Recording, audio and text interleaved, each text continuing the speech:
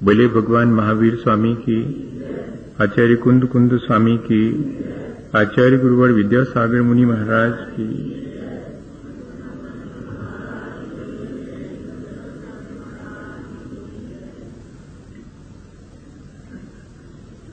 हम सभी लोग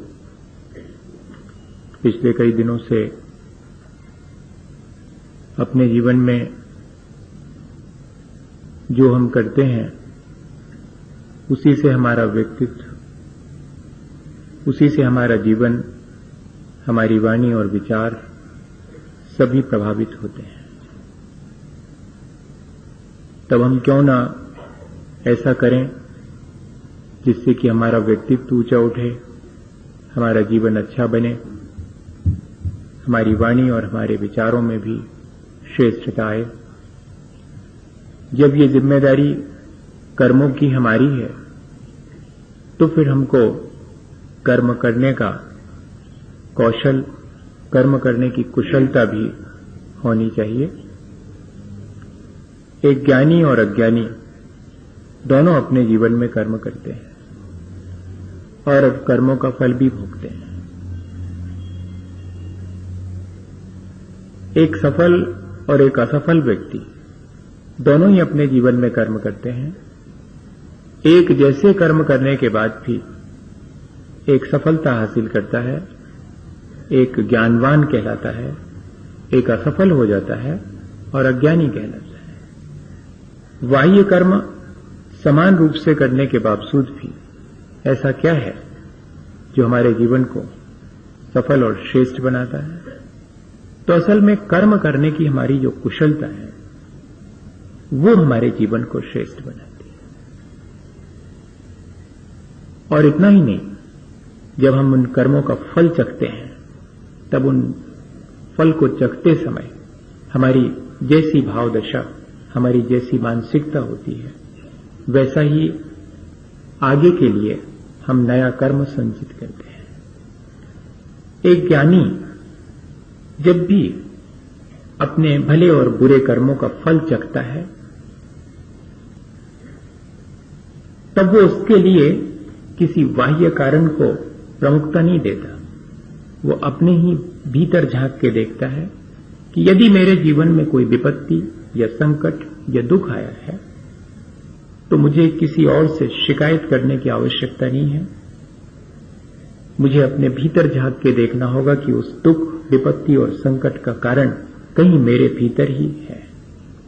मैंने ही शायद ऐसा अपने लिए पहले कोई कर्म संचित किया होगा जिससे कि आज मुझे संकट और विपत्ति का सामना करना पड़ रहा है। ये ज्ञानी का सोच है। और इतना ही नहीं, जब दूसरे पर विपत्ति आती है तब वो ऐसा विचार नहीं करता कि ये इसके किसी कर्म के उदय से आई है।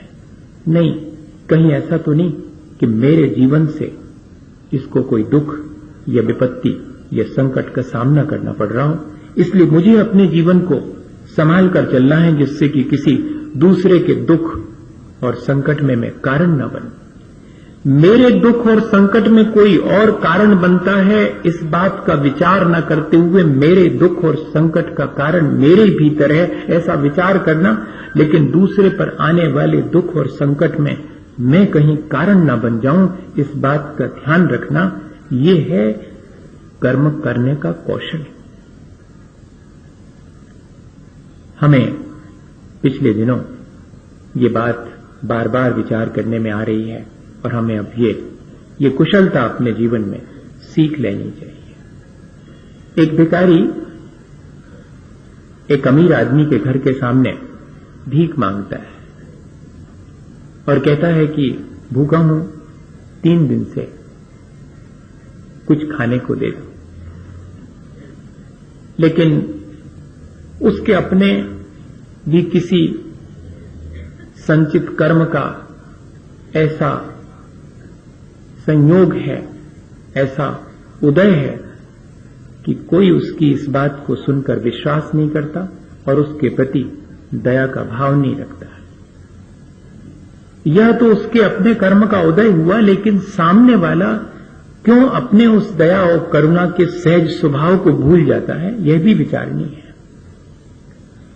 और दुत्कार करके भगा दिया जाता है उससे, फिर भी वो थोड़ी और जब विनय करता है, याचना करता है, तब घर में जो सेठानी है वो आपे से बाहर हो जाती हैं और फर्श पहुंचने का जो गीला कपड़ा है वो उठा करके फेंक करके उससे मार देती है। लेकिन मजे की बात यह है कि वो भिखारी इसके बावजूद भी प्रसन्न है। मेरे लिए इन्होंने खाने की कोई चीज नहीं दी, इस बात के लिए दुख करना ये तो व्यर्थ ही है। मुझे कुछ तो दिया, इसके लिए मुझे धन्यवाद देना चाहिए। गीला कपड़ा फर्श पोंछने का फेंक करके मारा ऐसा नहीं कह रहा है, दिया मुझे, और मेरा सौभाग्य कि इतना तो मिला, और वो उसको रख लेता है। बहुत मुश्किल है ये। जब मैं उदाहरण इसको पढ़ रहा था तो मुझे लगा कि ये तो सब बातें पता नहीं कौन सी दुनिया की और कौन से संसार की बातें हैं, लेकिन है इसी संसार की बातें। क्या करें, मानना पड़ता है कि ऐसे लोग भी हैं। उतनी ही अहोभाव से, उतनी ही प्रसन्नता से और वो ग्रहण कर लेता है और वापस लौट जाता है। रास्ते में तालाब के किनारे उस कपड़े को धो करके छोटी छोटी सी चिंदियां बना लेता है और शाम घिरने तक भगवान के मंदिर में जाके बैठ जाता है और दीपक में उन कपड़े की चिंदियों की बाती बना करके डाल करके दीपक जलाता है। और उस दीपक से भगवान की आरती करते समय क्या प्रार्थना करता है कि मेरा सौभाग्य, मैं आपसे अपने लिए क्या मांगूं, सेठानी के लिए मांगता हूं कि उनके जीवन में क्षमा का दीप जले, उनके जीवन में प्रेम का उजाला हो। ईश्वर से मांग रहे हैं। ऐसा कर्म करने का कौशल, इतनी कुशलता क्या हमारे भीतर है? अपनी जरा जरा सी संकट और विपत्तियों और दुख में हम किस किस को दोषी ठहराने का मन बना लेते हैं और ठहरा भी देते हैं, लेकिन किसी को भी न वो दोषी ठहरा रहा है, न किसी से उससे शिकायत है। वो तो सिर्फ अपना कर्तव्य कर रहा है। आपने मुझे जो दिया उसमें मैं बेहतर क्या कर सकता हूं, मुझे मेरे अपने संचित कर्मों के फलस्वरूप जो भी भला और बुरा फल चखने मिला, उसमें मैं कैसे कुछ बेहतर कर सकता हूं, ये विचार। कोई भी मुझे भला और बुरा फल नहीं देता, मेरा किया हुआ मुझे भला और बुरा फल देता है। अगर ये चीज हमारे मन में बनी रहे तो हम आसानी से इस संसार में दुखों को जीत सकते हैं। अपने लिए दुखों का इंतजाम हम सोचते हैं कि कोई और करता है, लेकिन अपने लिए हर व्यक्ति दुखों का इंतजाम खुद करता है। जैसे हम अपने लिए सुख का इंतजाम करते हैं, किसी दूसरे को उसका श्रेय नहीं देना चाहते। बताइए कौन अपने सुखों के लिए दूसरे को श्रेय देगा? किसी ने दिया आज तक? किसी ने नहीं दिया होगा। मैं सुखी हूं, मैं अपनी वजह से सुखी हूं, किसी और की वजह से सुखी थोड़ी हूं। लेकिन मैं दुखी हूं तो किसी और की वजह से दुखी हूं, मैं अपनी वजह से दुखी नहीं। ये ध्यान ही नहीं जाता। नहीं, जिस तरह से मैं सुखी हूं तो अपनी तरह से सुखी हूं, उसी तरह अगर मैं दुखी हूं तो उसकी जिम्मेदारी भी मेरी है। मेरे भीतर उसका कोई कारण मौजूद है। अगर सुख सुविधा के साधनों के अभाव होने से कोई दुखी है, या कि सुख सुविधा के साधन मिल जाने पर फिर सुख होना चाहिए, साधन मिल जाने पर फिर सुख होना चाहिए। लेकिन बहुत से ऐसे लोग हैं जिनको कि सुख सुविधा के साधन मिलने पर भी दुखी देखा जाता है। अच्छा, तो फिर पद प्रतिष्ठा का अभाव होने से शायद दुख होता होगा। अरे, तो ऐसे तो बहुत सारे लोग हैं जिनको पद प्रतिष्ठा मिल जाती, इसके बाद भी वे दुखी रहते हैं। अरे नहीं, तब तो शरीर स्वस्थ होता होगा, तब सुख मिलता होगा। शरीर की अस्वस्थता से दुख होता होगा। तो जिन जिन के शरीर स्वस्थ हैं उनके भी बहुत सारे दुख हैं। तब तो फिर न पद प्रतिष्ठा से सुख के अभाव में दुख मिलता है, न सुख सुविधा के साधनों के अभाव में, न शरीर की अस्वस्थता के अभाव में दुख मिलता है। तो दुख का कोई तो कारण होगा। ये सब बाह्य कारण हैं दुख के। इनके होने नहीं होने पर भी हमारे अंतरंग का कारण अगर मौजूद है, हमारे भीतर अगर हमने असाता कर्म का संचय करके रखा है, तो वो असाता अपना फल हमें अवश्य देगी। और मैं अपने लिए असाता कमाता कैसे हूं, हमें सिर्फ इस पर विचार करना है, ताकि आगे मेरे जीवन में असाता, मेरे जीवन में दुख, संकट और विपत्ति ना आए। कोई कितना भी बाहर से मेरे जीवन के लिए संकट उत्पन्न कर सकता है, लेकिन जब तक मेरे असाता का भीतर कारण मौजूद नहीं होगा, तब तक कोई भी मुझे कितनी भी विपत्ति में डाल दे, वो विपत्ति भी मेरे लिए संपत्ति का काम करेगी। और ऐसे सैकड़ों उदाहरण भरे पड़े हैं। पुराण ग्रंथों को उठा करके देखें कि कितने कितने लोगों को विपत्ति में डाला, लेकिन उनके अपने संचित कर्म भले थे, इसलिए वो विपत्ति भी उनका कोई बिगाड़ नहीं कर पाई। तो भैया, मेरे अपने संकट और दुखों का कारण मेरे भीतर मौजूद है, तो मैंने ऐसा क्या किया होगा जिससे कि मेरे दुख और संकट आए, इस पर विचार करना चाहिए। आचार्य भगवंतों ने हमें विचार करके और दे दिया है एक सूत्र कि दुख शोक तापा क्रंदन बद परिदेव नान्यात्म परोभय स्थानान्य असद वेद्य। मैंने अपने लिए आज वर्तमान में जो मैं दुख भोग रहा हूं, उसका इंतजाम जो मैंने किया है, वो कौन से भावों से मैं अपने असाता का कर्म का संचय करता हूं, अपने दुखों का मैं स्वयं इंतजाम करता हूं। बड़ा ऐसा लगेगा कि अपने दुख का इंतजाम कोई खुद करेगा क्या? अज्ञानतावश हम क्या नहीं करते, मोह के वशीभूत होकर हम क्या नहीं करते, अपनी हमारी आसक्तियां हमसे क्या नहीं करवा लेती, हमारे दुख का उपाय हम अपने हाथ से कर लेते हैं। वो तो जब थोड़ी समझ आती है तब अपने ऊपर रोना आता है या हंसी आती है कि अरे ये हम ही हैं जो हमने ऐसा किया और हमने अपने दुख का इंतजाम कर लिया। पर आचार्यों ने तो सूत्र लिख दिया, कितनी चीजें, दुख शोक ताप आक्रंदन बध परिदेवनानी आत्म पर उभय स्थानानी असद वेद्यस्य। मेरे भीतर अगर मैंने असाता संचय की है, जिसका कि फल मुझे आज भोगना पड़ रहा है, तो उस समय मैंने क्या क्या किया होगा, स्वयं भी दुखी और दूसरे को भी दुख में डाला होगा। आत्म पर उभय, स्वयं को भी दूसरे को भी और दोनों को ही मैंने दुख का इंतजाम किया होगा, दूसरे के लिए दुख का इंतजाम किया होगा, या कि स्वयं भी अपने जीवन में मैंने लगातार दुख का एहसास किया होगा। दुख होने पर दुख का एहसास ना हो, हाँ ऐसा संभव है। हम सोचते हैं कि दुख में दुखी होने से ये दुख कट जाएगा। नहीं भैया, दुख तो झेले झेले कटता है, दुख तो दुखी होने से और बढ़ता है। देख लो आप, थोड़ा दुख है और आप अपने तरफ से दुखी हो लो तो कम हो गया क्या दुख, और बढ़ा ही और गया।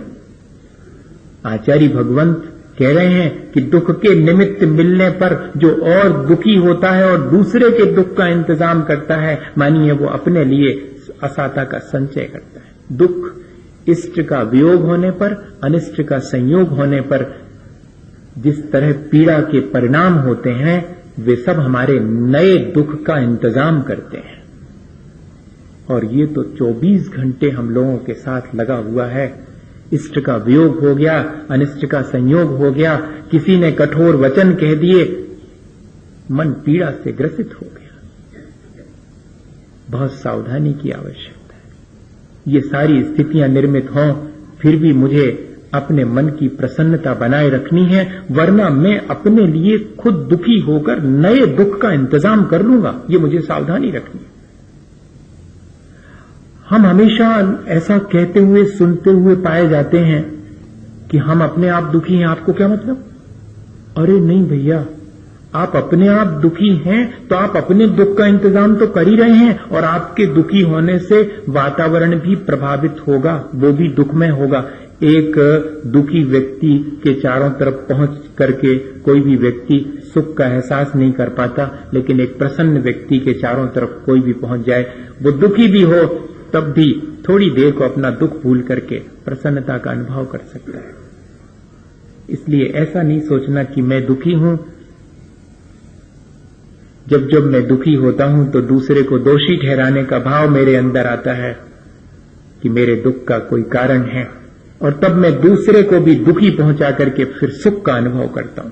ये मेरे भीतर एक मिथ्या भाव उत्पन्न होता है अपने दुख के क्षणों में। इसलिए जब इष्ट का वियोग हो, अनिष्ट का संयोग हो, या कि अपने अनुकूल कोई वचन न कहे जाएं, तब बहुत सावधानी रखने का काम है। शोक किसी हितैषी व्यक्ति के विच्छेद हो जाने पर कोई कारण निर्मित हो जाता है। डायवर्स कैसे होता है?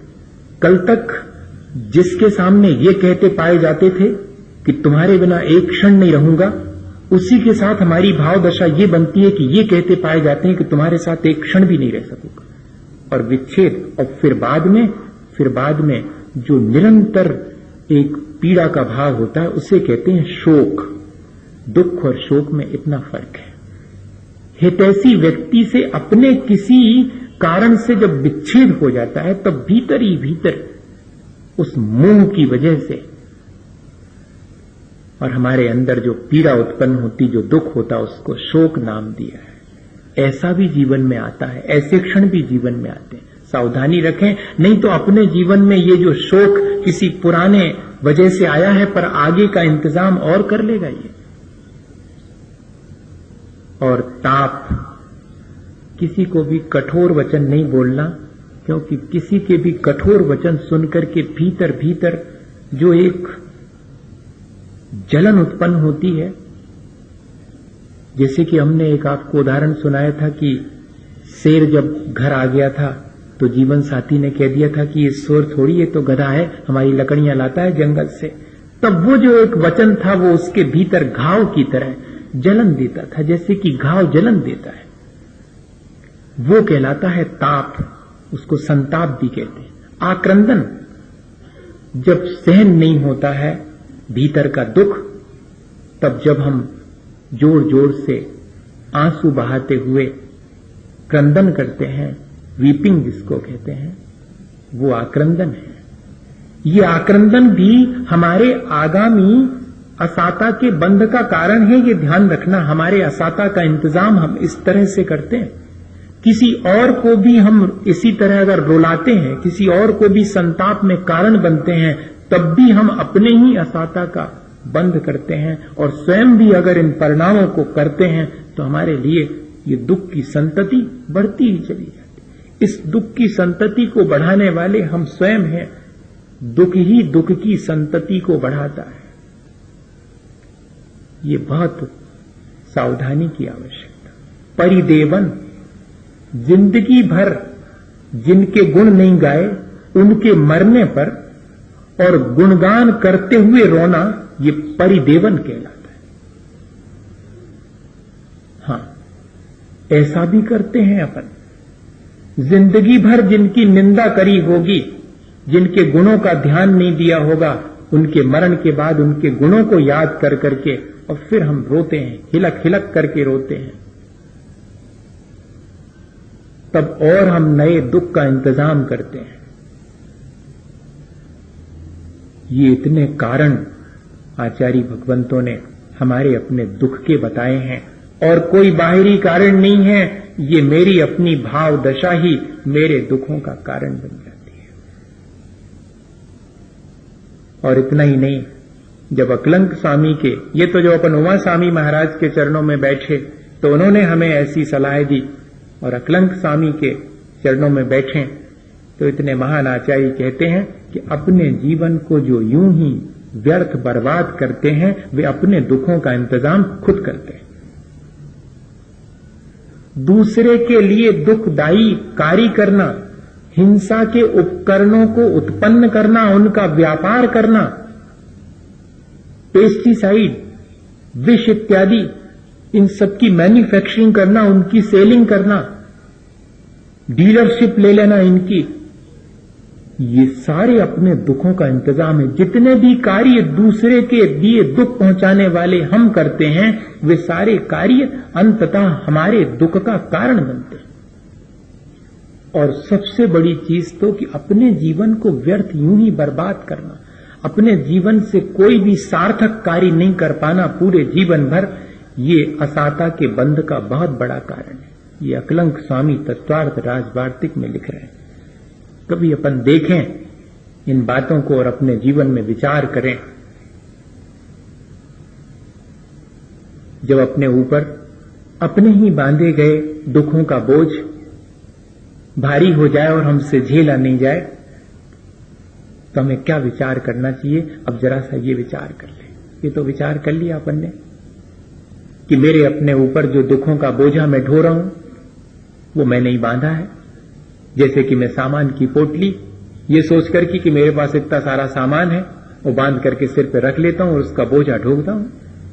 लगता है कि जैसे कि मैं बहुत सारा सामान लिए हूं, लेकिन मैं तो उसके बोझ से दबा जा रहा हूं, ये दिखाई नहीं पड़ता। ऐसे ही जब जब मैं दूसरे के दुख का इंतजाम करता हूं तो सोचता हूं देखा कैसा बच्चों को दुख में डाला, लेकिन उस समय मैं अपने सिर पर दुखों का जो बोझा बांधता हूं उसकी तरफ ध्यान नहीं जाता। आचार्य भगवंत ध्यान दिला रहे हैं कि अगर चलो अज्ञानतावश मोह के वशीभूत होकर, आसक्ति के वशीभूत होकर के और मैंने अपने दुख का इंतजाम कर लिया है तो उपाय क्या है।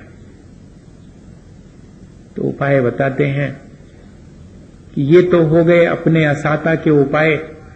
साता के उपाय की चर्चा नहीं करूंगा, साता के उपाय की तो कल चर्चा करूंगा अगले सूत्र की। लेकिन आज तो सिर्फ ये देख लूं कि इन दुखों के आ जाने पर मैं क्या करूं, मैं क्या कर्म करूं। ये तो ठीक है कि मेरे अंदर जो भी साता है उसके लिए मैंने क्या क्या करा होगा उस पर विचार कर लेंगे और आगे के लिए तैयारी कर लेंगे कि और साता बने वो अपन अलग से करेंगे। लेकिन आज अब तो जबकि मेरे ऊपर दुखों का बोझा इतना भारी हो गया है, मेरे इस पल्ले में कुछ साता है ही नहीं, तब ऐसी असाता की स्थिति में मैं क्या करूं, क्या उपाय करूं। तब उसके लिए आचार्य भगवंत कहते हैं कि सबसे पहली चीज दूसरे से अपेक्षाएं कम करो, शिकायत कम करना कम करो। जब भी दुख आवे तो कम से कम दूसरे ने दुख दिया है ऐसा विचार ही मत करो। मेरे ही भीतर दुख का कारण है भैया, तुमने कुछ नहीं किया।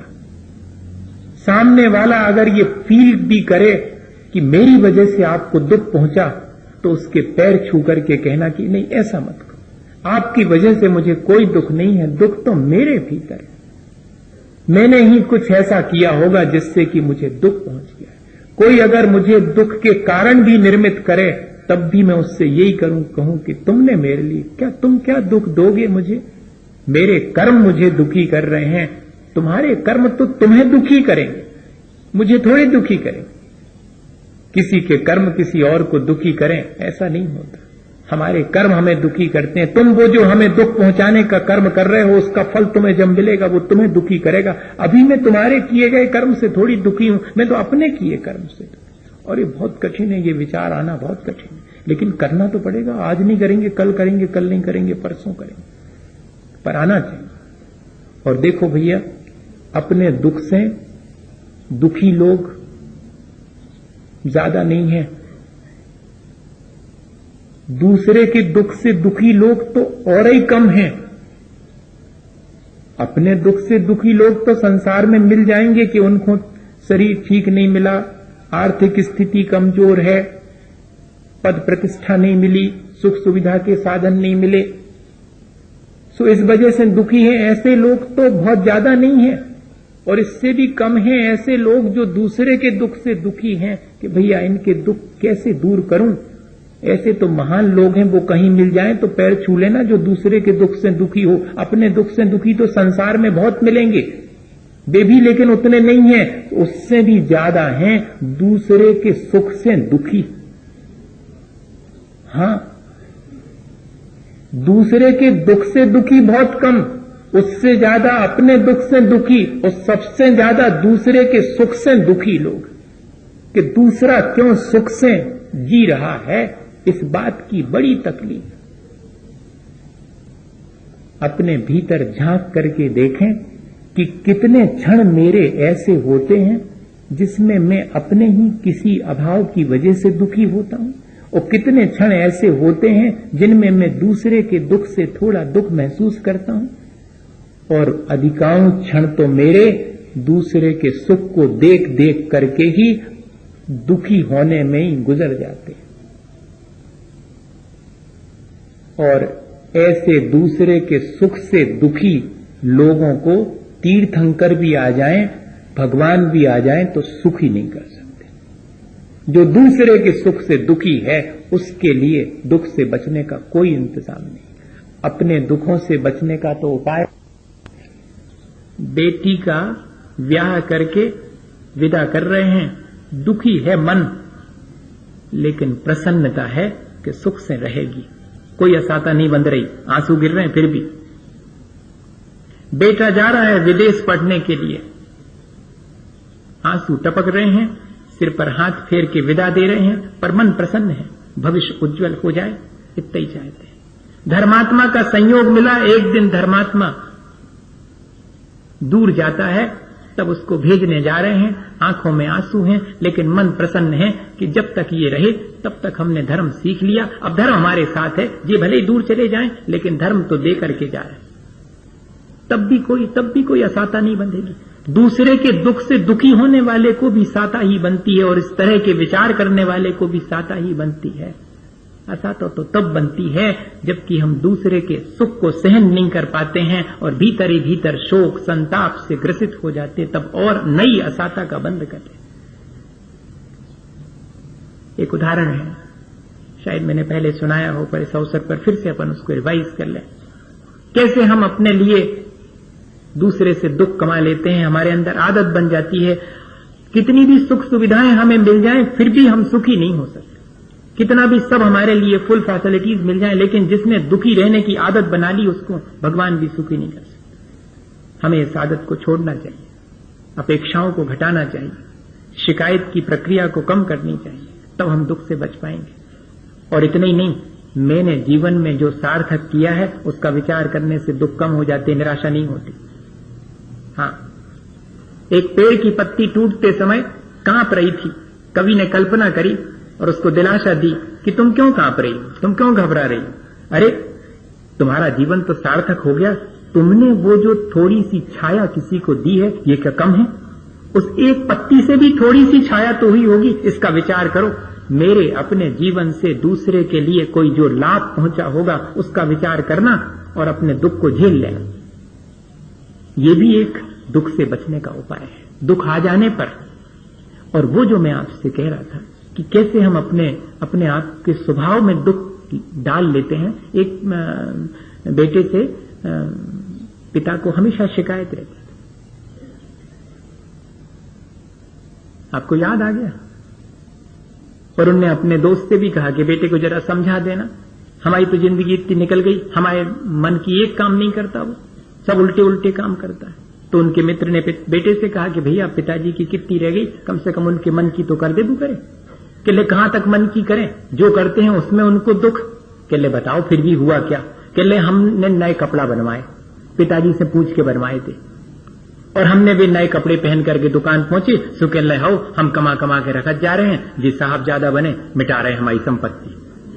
हमने कहा ठीक है भैया गलती हो गई, हमने बेकार में जी पहने, हम खराब वाले पहन लेंगे, जो पुराने पड़े वही पहन लेंगे। हम 4 दिन के बाद दुकान पे फटे तो नहीं थे, पुराने थे, पुराने पहन के गए, तो कहने लगे कि लजवाओ ने, अभी हम कमाऊ थे, कम से कम हमारे सामने तो अच्छे पहन लू। अब बताओ आप, अब जिस व्यक्ति को किसी भी स्थिति में सुखी नहीं रहना, हर स्थिति में दुखी रहना, तो हम क्या कर सकते हैं? ऐसे लोगों के सुख का कोई इंतजाम नहीं कर सकता, भगवान भी नहीं कर।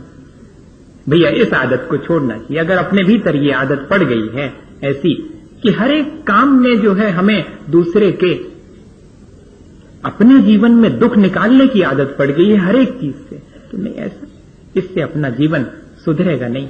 और आखिरी बात कि अब अपने जीवन में सावधान हो जाएं कि दूसरे को मेरे से दुख न पहुंचे, कम से कम दुख पहुंचाने का मेरा भाव तो न रहे। हो सकता है मैं सुबह से शाम तक उठूं बैठूं, आऊं जाऊं, बोलूं खको, मेरे नहीं चाहते हुए भी दुख पहुंच सकता है, पर मैं चाहा नहीं कि किसी को दुख पहुंचे। मेरी मानसिकता तो कम से कम मैं ऐसी ना रखूं कि किसी को दुख पहुंचे। और फिर इतना ही नहीं, मैं अपनी क्रियाओं को भी जरा विचार करूं। ऐसा ना हो कि मैं भले ही दुख देने का विचार नहीं करता, लेकिन मेरी क्रियाएं जरा अव्यवस्थित हैं तो उनसे दुख पहुंचता है, तो मुझे अपनी क्रियाओं को भी व्यवस्थित करना है। मेरा भाव तो खराब नहीं है, लेकिन मेरी वाणी सुनकर के दूसरे को क्षोभ उत्पन्न होता है, दुख होता है, तो मैं जरा अपनी वाणी पर नियंत्रण कर दूं। ठीक है, मेरे मन में तो ऐसा कोई भाव नहीं। कई बार ऐसा हो सकता है कि मन में भाव ना हो और वाणी से कोई चीज ऐसी निकल जाए, तो बाद में हम अपने को संभाल सकते हैं कि भैया मेरा आशय ऐसा नहीं था। ये चीज हमें सीखनी पड़ेगी, ये कर्म करने की प्रक्रिया हमें सीखनी पड़ेगी। अगर हम अपने लिए आगे और दुख नहीं चाहते हैं, जितने दुख हैं उनको हम कैसे झेलें और उनमें हम अपनी प्रसन्नता को कैसे बरकरार रखें, ये हमने सीख लिया। और अब हम आगे के लिए दुखों का इंतजाम दूसरे के लिए ना करें, तब हमारे लिए भी दुख दूर हो जाएंगे। एक कैसे ये होता है कि जब हम दूसरे को तो देते हैं दुख और वो लौट करके हमारे ऊपर आता है। अच्छा देखो, किसी गुफा में, किसी गुंबद के नीचे खड़े होकर के जोर से बोलो, गाली दो, तो क्या होगा? वापस आएगी। लो अपनी वापस ले लो। ये संसार भी इसी तरह की प्रतिध्वनियों का संसार है, जिसमें हमारी ये ध्वनि लौट करके हम तक आती है। यहां हम जो फेंकते हैं वो हम तक वापस लौट करके आता है। ये सावधानी हमारी है कि हम देख करके और कार्य करें। कैसे? एक उदाहरण है।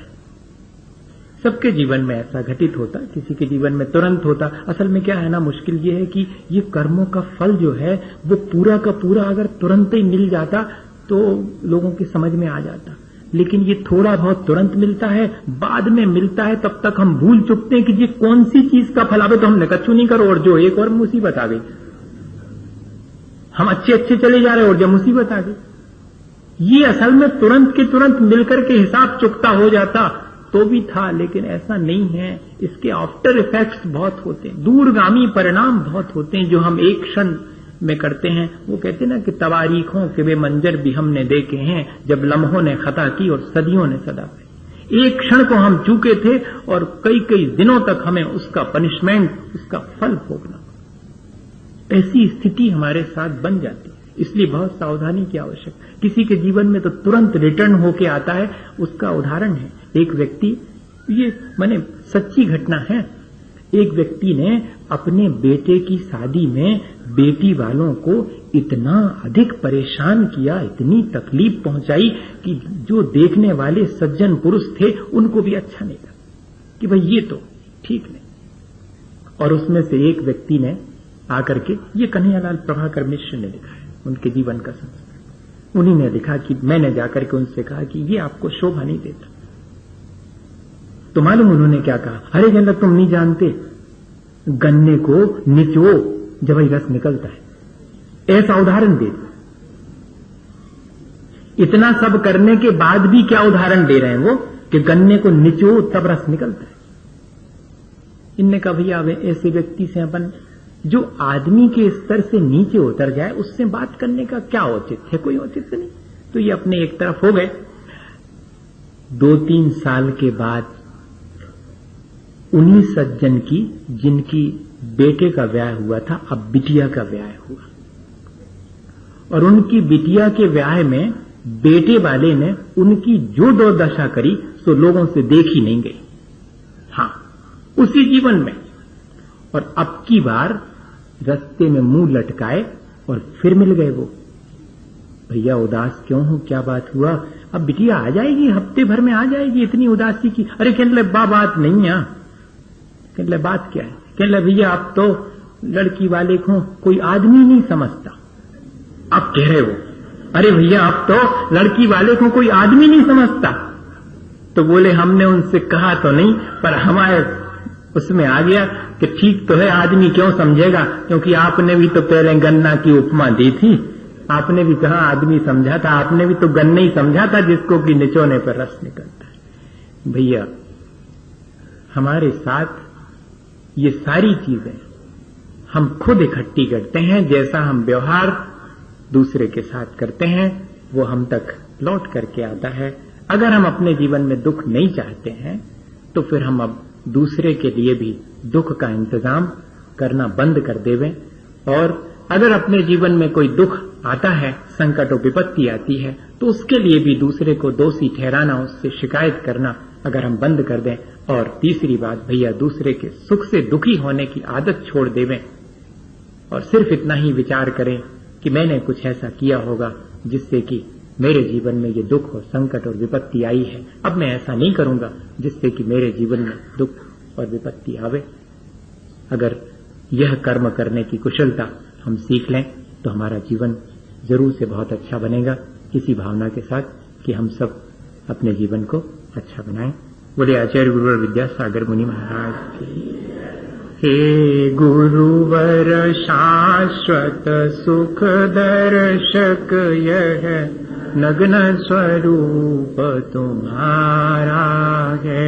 जग की नश्वरता का सच्चा दिग्दर्शन करने वाला है।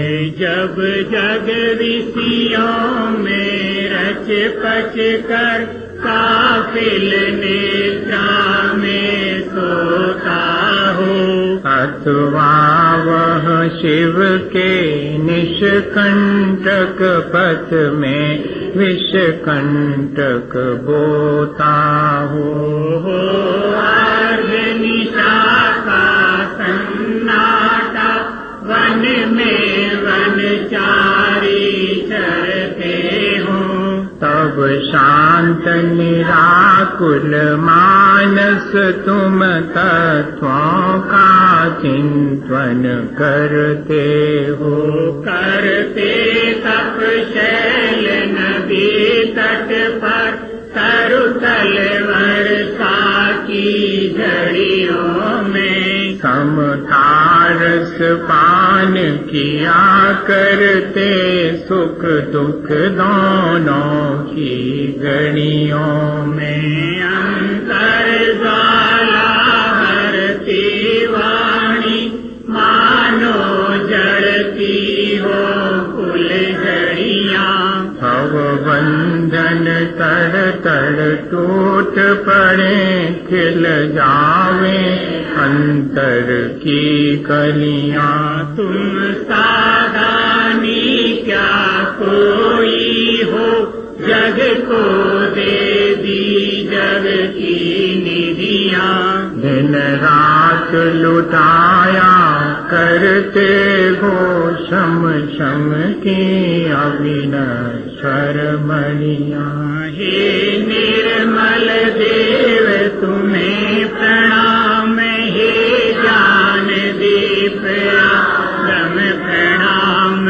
हे शांति त्याग के मूर्तिमान शिव पथ पंथी गुरुवर प्रणाम। मिथ्यात्म नाश को ज्ञान के प्रकाश को आपा पर भाष पानु की बखानी है। समुद्र विधान वेखो बंद वेद भान वेखो सफर पिछान वेखो परम प्रमाणी है।